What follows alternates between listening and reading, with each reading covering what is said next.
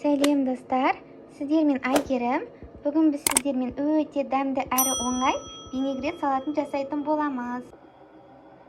Ол үшін бізге суға піскен сәбіз, картошка және қызылша, соленый қияр және бір дана орташа пияз қажет болады. Енді осылардың барлығын көбіктеп турап шығатын боламыз. Бірінші картошкамызды аламыз. Қатты жуан, қатты жіңішке қылып жібермеңіздер. Қалғандарында осылай көбіктеп турап шығатын боламыз. Енді осыған бір шай қасық тұз саламыз.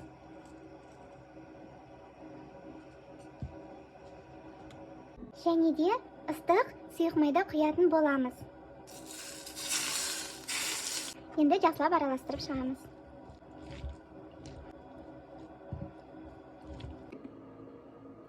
Мінекей, біздің ерекше дәмді салатымыз дайын болды.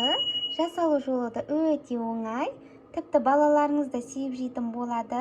Сондықтан міндетті түрде жасап көріңіздер. Әлі алда көптеген ерекше рецепттермен бөлісетін боламын. Сондықтан каналыма тіркеліп, лайк басып кетуді ұмытпаңыздар. Ас болсын.